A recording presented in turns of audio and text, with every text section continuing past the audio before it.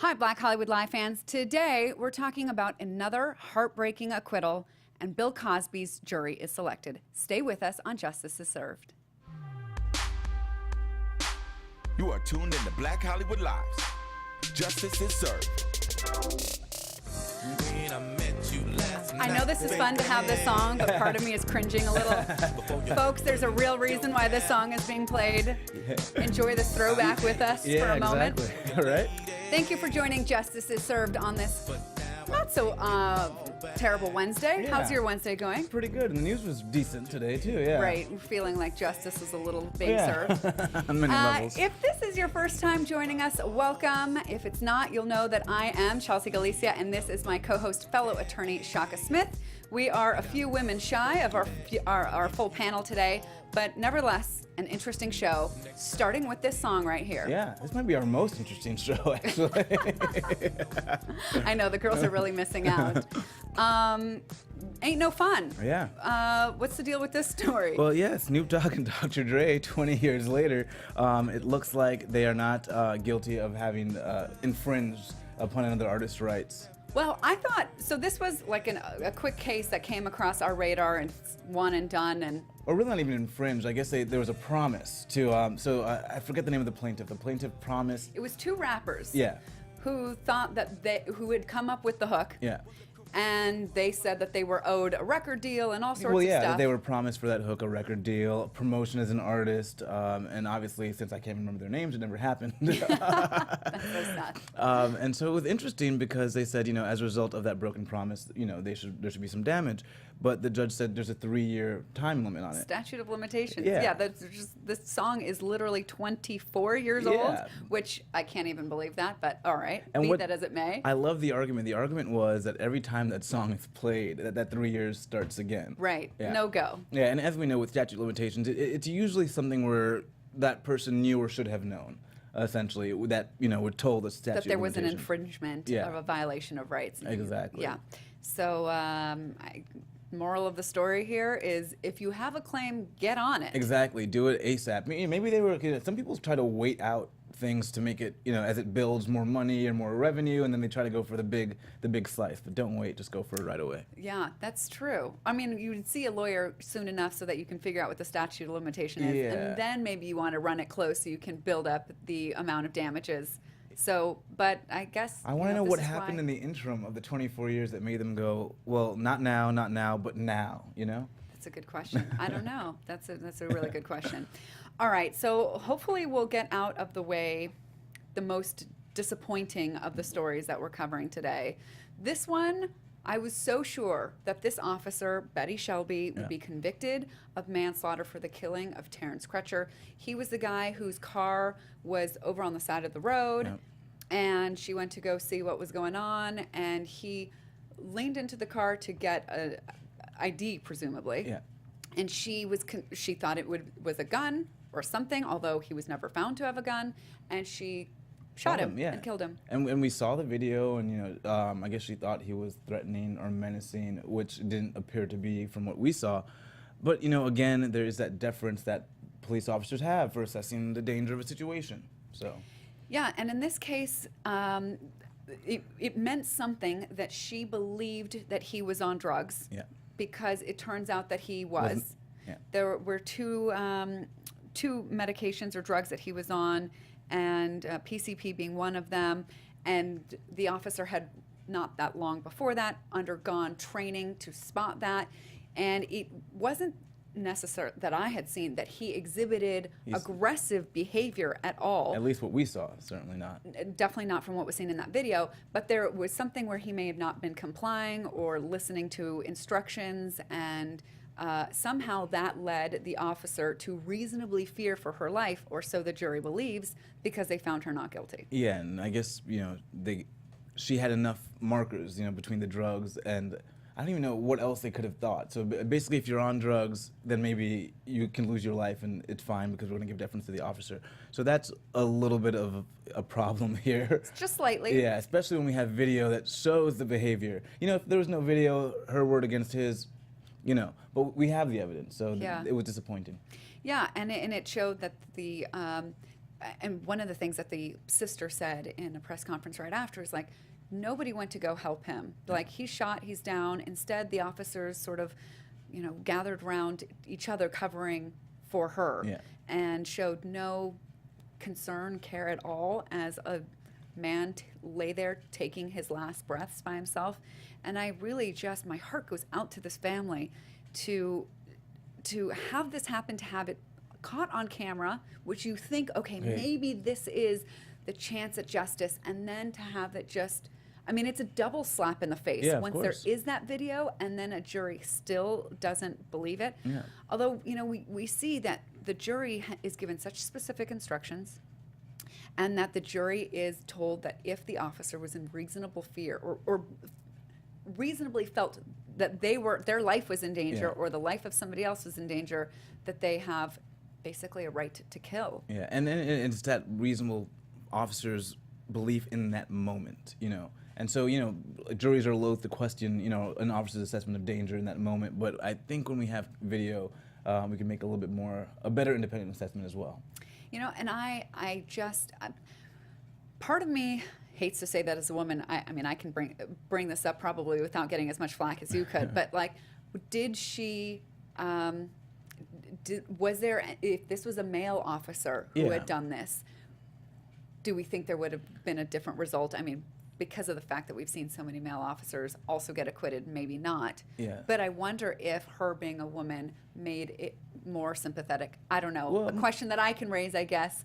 But that more sympathetic. But I think it's a question we can raise, because obviously if you're fearing some sort of physical altercation with this gentleman, and if you're a large male, then maybe the danger is not the same as if you're a small female.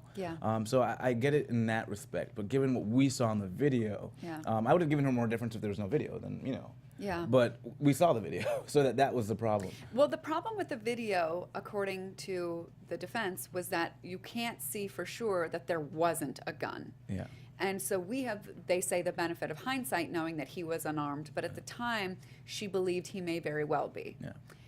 And I mean, I guess, what a mistake I guess he made was to reach into the car at all. Although the sister said in the press conference that his hands were up, and that was something that I don't remember being able to discern very well from the video. It wasn't a super clear shot. But he certainly wasn't threatening at all. So not guilty of manslaughter. Fine, okay, maybe. But that not guilty of anything, and in fact, she gets to go back to her job. And she is looking at getting back the money that she was lost from because for a while she was on administrative duty but paid, and then she has been on unpaid administrative duty, and so now she can go back and collect the money. That part feels really, really wrong. No internal discipline. You would think at the very least she made a bad judgment call. Sometimes the judgment can be reasonable but poor. Right, and it may not be criminally culpable, but it's still bad. Exactly, and there should be some sort of repercussions, whether it's, I don't know if it's demotion or a pay cut or something. Does she have to go to counseling or additional training? But there should be something in place. And unfortunately, I guess this kind of speaks to the next story with our DOJ. We may not get those sort of instituted guidelines for police departments, but it looks like there's been some pushback. Are you saying on with Jeff Sessions and just a pushback in general, which has been okay, so that's positive. a good segue. So last week we covered the Jeff Sessions memo, where it basically brought to life my deepest concern about him, which was to just push forward these really harsh sentences that we have seen do not work. And sure enough, he did that. But this week we saw that there is some pushback from some members of Congress. And it was great because it was a bipartisan effort on some congressional pushback. I think with Leahy and Paul have introduced some legislation to essentially allow judges some discretion when they're giving these mandatory minimums or when they're sentencing. And I think that's important because, and they brought up some very interesting examples where one guy was guilty of, I guess, dealing marijuana, 55 years. That's crazy. One guy sold some pain pills to a friend who turned out to be an informant. He got, 30 years? 25 years. So when you see cases like that, Yeah. you're like, oh my God, this is Father of three. insane. Father of three, 25 years, selling his own prescribed pain pills to a friend. And so you say now these kids have lost their father, and all of a sudden that kind of turns into how they're raised and what their futures look like. And is society really any safer for all the expense that it's going to take to keep that man locked up for 25 years and the other for like 50? Yeah. 55 years rather than treating the problem or any addiction or. So I think it was great to see this pushback. And Sessions, in some ways, kind of pled for it because he says, look, my hands are tied. I'm saying let's go with what Congress has given me. So if Congress wants to change it, it has to be on their end.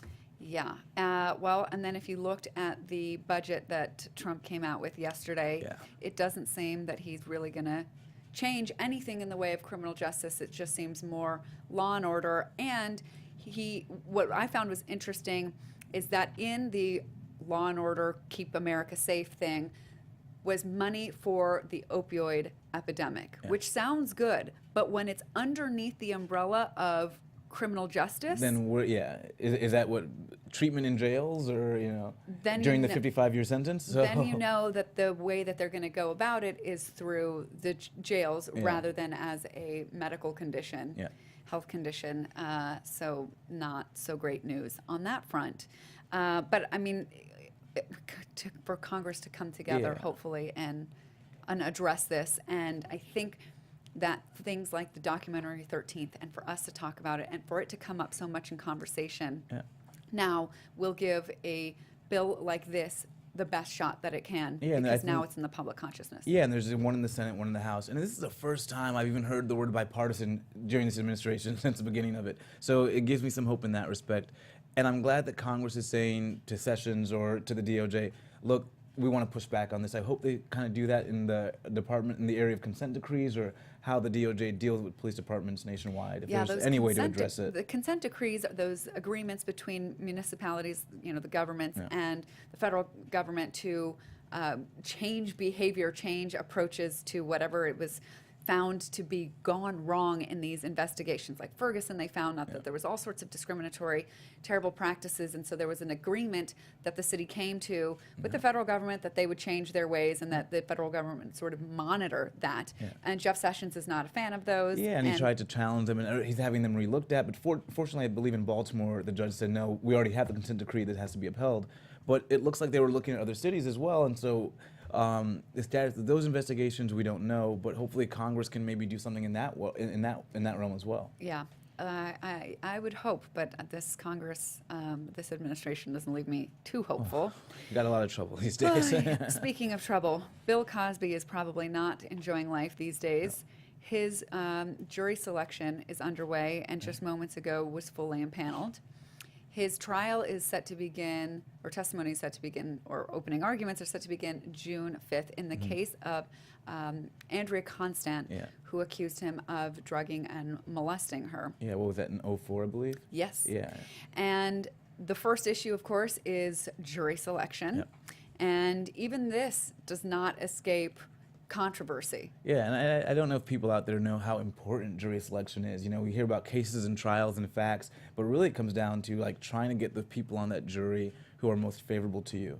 And I thought actually Cosby's legal team were very smart in that interview that he finally gave after these 2 years. He brought up race as a potential issue, and I think what they were doing is sort of chumming the waters for this sort of fight later on.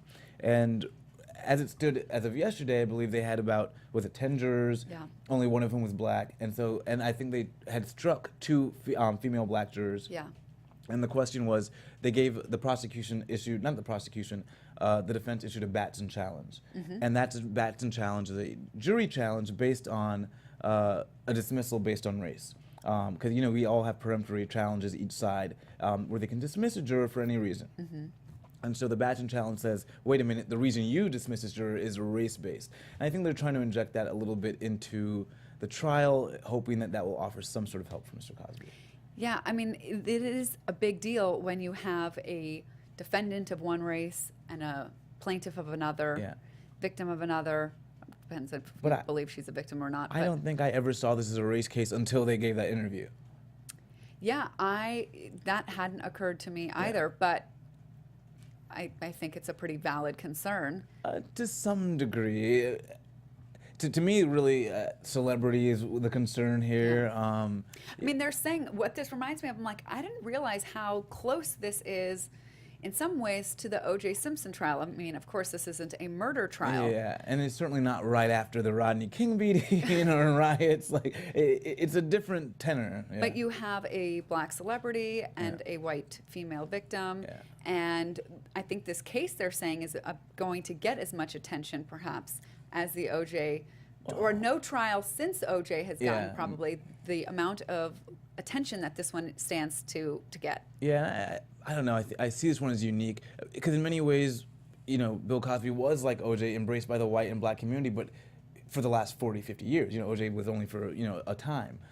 Bill Cosby's been a beloved figure, so that's why I don't really see this as a race case, because he really did build up goodwill across races for so long. So it will be incredibly interesting to see how this goes. That was a very smart strategy by his team. That the first interview he would give, he would bring up race as a potential factor. And they raised it in this case already, and the judge said, "Well, no, I don't see that any inappropriate peremptory strikes have been made, but if you want to present statistical information, that's fine." It looks like they didn't do that, and by the end of the day today, because this is on the East Coast, all 12 were selected, 10 white and 2, I don't know what the other 2 are, but we have one African American for sure. At least, and I don't know what the last one is. If, but today there were 10 black potential jurors that were going to be questioned. But one of the reasons that one of the black females was struck was because she had been an officer who had been involved in some kind of scandal and then had sued the department, so it was believed that she could, you know, have this thing against agencies, governmental offices. So, I mean, that's a valid reason. Yeah, and even amongst because they called in 100 people, and only 16 were black to begin with, and that's random. So, you know, so it wasn't, you know, so you're already picking from a pool of 16 out of 100, so you can't expect to somehow have 4 or 5 black people on a jury. It'd be, you know, that would be statistically significant the other way. Right. Yeah. And then the other interesting part about this case is that they are, you know, busing people 300 miles away from home in order to get a pool of jurors that aren't too sort of overwhelmed by the amount of coverage that this story has already gotten. Which I thought was, I mean, it's been covered everywhere for a very long time. Yeah. So they kept it within the same jurisdiction. Yeah. In the same county, but just different parts. So it's like what Philadelphia is, where they're going to be, or is it Allegheny? Yeah, you know, my my geographical knowledge of the state of Pennsylvania is pretty limited, so I don't remember. But the trial is being held in Montgomery County, and the jurors will be sequestered some 300 sort of miles from where they were first impaneled. Yeah. So we will, of course, keep you posted on that. Predictions? Ooh, predictions.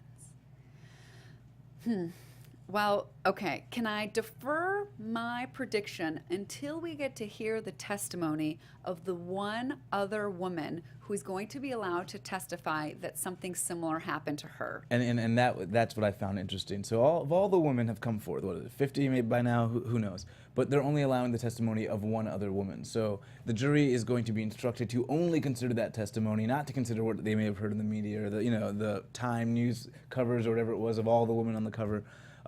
So that is what might sway things. And so the questions that each side is allowed to ask of that witness and how credible that witness comes across will make me feel more comfortable making the call about which way this will go. So I'm going to defer till that point. But I'm going to say I think he's going to get convicted here. Wow. Because remember, the one witness they did pick is someone who has a story very similar to Andrea Constand that they found, that the judge found, would have speak to what she went through. So I think hearing that from 2 different women and probably knowing in the back of your mind there's like 48 others, you're going to try to put that out. But how, for years you've heard it, so I don't know how the jury puts it out of their mind. Well, I mean, supposedly selected for the fact that they don't know too much about this case. And that they can be impartial. Because some that do say, wait, I'm fine, I can be impartial Yeah. here. So we'll see. But that is a bold prediction. I don't think so. I think, yeah. I mean, it just seems that so many cases that we think are slam dunks. Yeah. I mean, maybe because we're starting off today's, stories with the Betty Shelby acquittal, that my faith in the justice system diminishes with each acquittal, that I think maybe I'm not so sure. Yeah, But I say conviction. My only question is how long will it take? Who knows what delay tactics or tricks could be used. And then, he could face like 30 years. Yeah, and he could be appeal and be free on appeal, and so. But he's turning 80 in a couple months. Yeah. In July. So I don't know if the man will survive this trial. He's wealthy, so he might. He could have another 20 years. So. That's true. That's true. All right. Turning now to the Supreme Court, a couple of good stories coming out of there. First is that the Supreme Court struck down a gerrymandering or a gerrymandered district, two of them, in fact, in North Carolina. Mm-hmm. Okay, so this deserves a little bit of an explanation because the gerrymandering thing is always like this confusing topic. Yeah. And basically, there are district lines that are drawn and redrawn, and different states have different rules about who draws the lines and when they're drawn. But the problem with the ability to redraw them is that whoever is in power tends to redraw them in a way that they believe is going to favor their party. Exactly. So whether it's Democrats or Republicans, they're both guilty of doing this. They have both done it, although to be accurate, one party has done it much more often, I guess, much more effectively, kind of. Yeah, in a more egregious manner in ways. Thank you. That's a good word. So, the state of North Carolina is supposed to be actually kind of purple. The blues and reds, the Republicans, Democrats are pretty evenly split. Yeah. But 10 of the 13 districts have been solidly Republican for a good long while, which means that the will of the people, that the partisan breakdown is not well reflected in the representatives that are sent to Washington. Yeah. So this case was about race. Yeah. Because race had been used to redraw the district lines, which effectively created districts of black voters and sort of kept those 3 seats safe for Democrats because they were just solidly black voters, which tend to vote Democrat, but then made the rest of the seats very safe Republicans. Yeah, and it looked like, so basically the rule was as long as race was sort of a secondary factor and you were really redrawing these based on partisanship, based on Democrats, Republicans, and what made sense, that was fine, that was okay. But this case was interesting because they said, no, that's not okay. Race shouldn't be used at all. And if race is used as a primary factor, definitely primary factor is not going to be able to be used. That's the language, is that if race is used as a predominant factor, it is a no-go, no matter what your reasoning is. Exactly. Because a while ago, there were a couple of cases sort of in the prior sort of line of decisions on this issue where race was taken into account in an effort to make sure that minorities, blacks specifically, were being represented well. Exactly. And so that's why it was a factor. And so the court in that scenario found it was justified because, in fact, the state was trying to comply with the Voting Rights Act. Yeah, and get them some proper representation. And so that was taken to a point where they were kind of pooled into certain areas.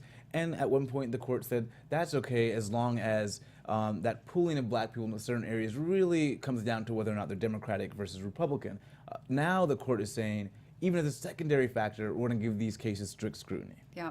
So this is, in some regards, a big deal. Yeah. And I was saying on my show last night, Political Culture, here on Black Hollywood Live, that it is a massive, massive deal. Yeah.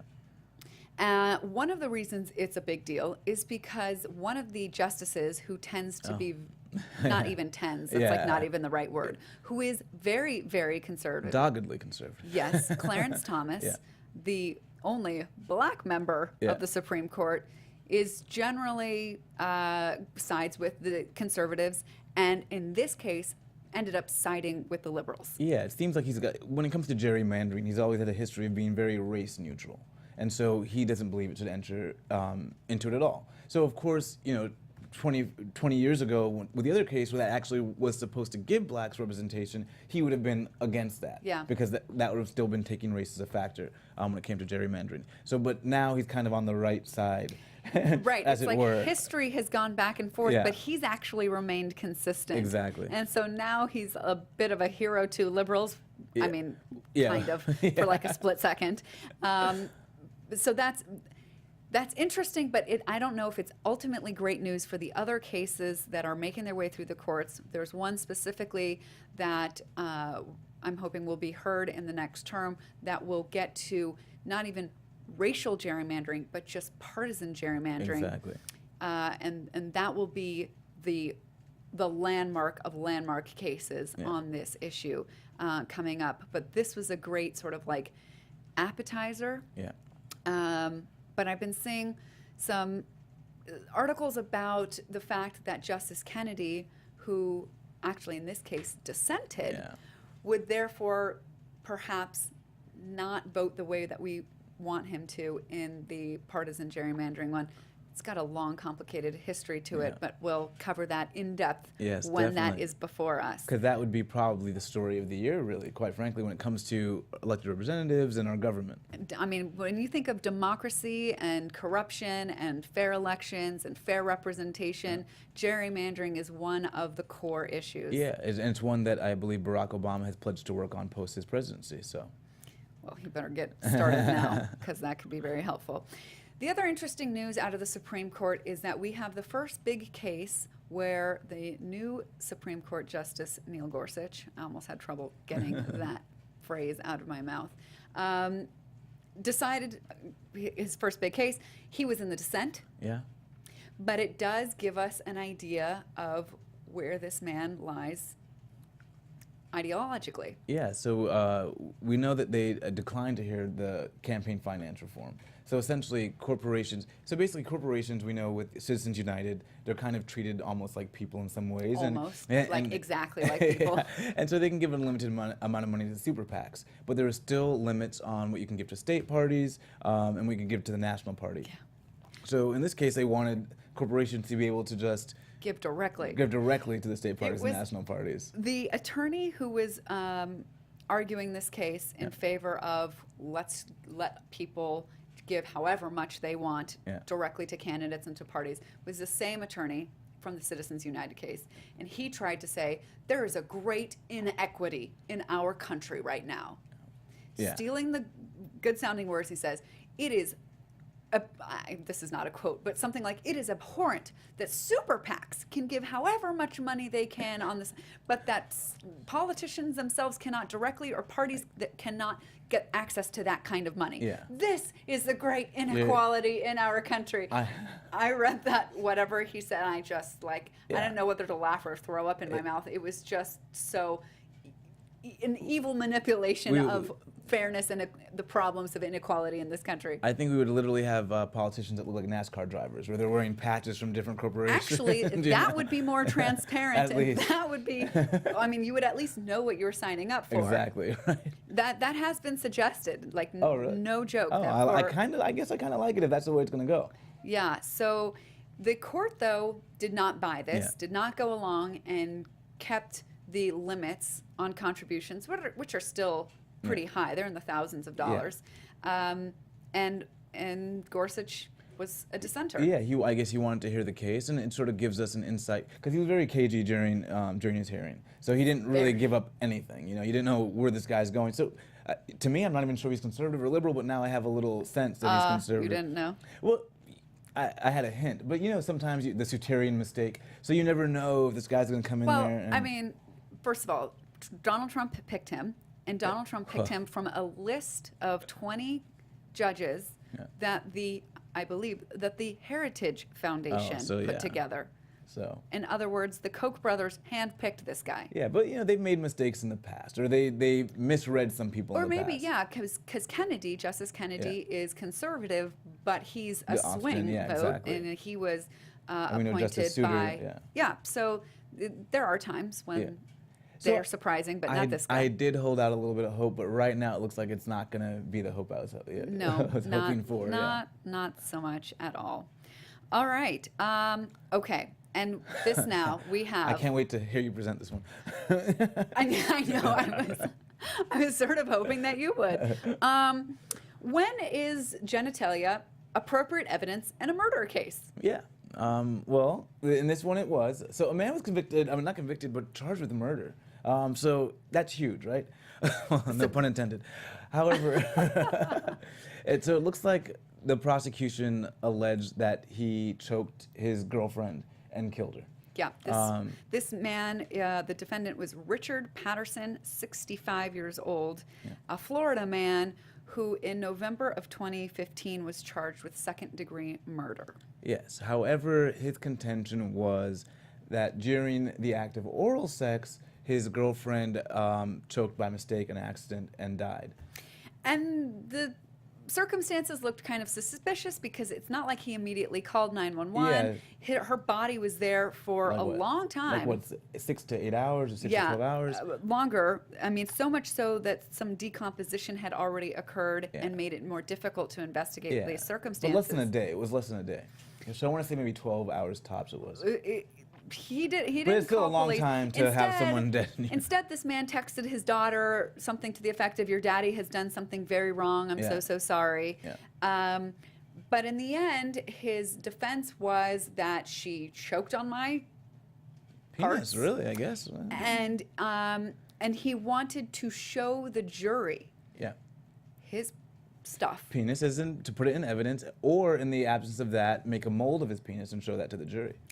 Okay, so really, is that necessary? I mean, and I actually had this conversation earlier today because talking about, because I thought it was obviously a very interesting case, but I think it is necessary because if you're told, here's this, guy who's got a 15-inch penis and maybe it's 8 inches around, but. But you imagine this, but until you see it, you don't have that, okay, my God, I can see that she choked and that she could have accidentally died in that way. So I do think it probably would have been helpful for the jury to get a visual, and obviously, if that is how she died and you believe that the visual will aid in the jury's understanding of that, you have to go with the evidence you do have. What about the jury's desire to not see a man whip out his dick? Well, I would not have wanted to see it. Well, that's why I think the mold was a good way to go. Well, be that as it may, the judge said no, and the guy got off anyway. Yeah. Got off. Oh, Jesus. Oh, jeez. I really didn't mean that. But again, I do think maybe it certainly spoke to the fact the jury must have seen something, or measurement-wise must have said, okay, based on what we do have in front of us, we see it's very plausible that she choked and died. I hope there are no copycat murders that are like, I got a big one. Now I have found a foolproof way to kill my obnoxious wife or the golden girlfriend, ticket, right? No. Because this guy got.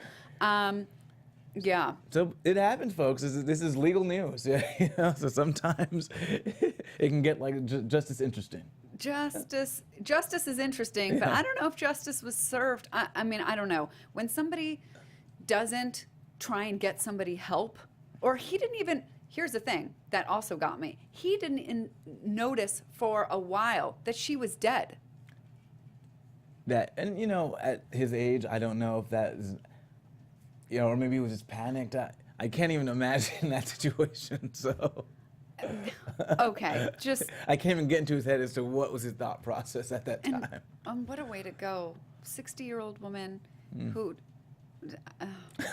Well, okay. There's justice for you. We may not have quite an interesting show next week, but we'll try. Yeah, we shall. And I thank you for your insight on this case. Yeah, that's it. I'm trying to approach this one strictly legally, and because as a woman, you're like, oh, well, then maybe no, Nope. Anyways, we're done with this story. We're totally done with this story. All right. Join us next week for another episode of Justice is Served. In the meantime, tweet at us. I am at Chelsea Galicia. I'm at Shaka Strong on Twitter, Instagram, and Snapchat. See you next week, everyone. Bye, guys. Bye.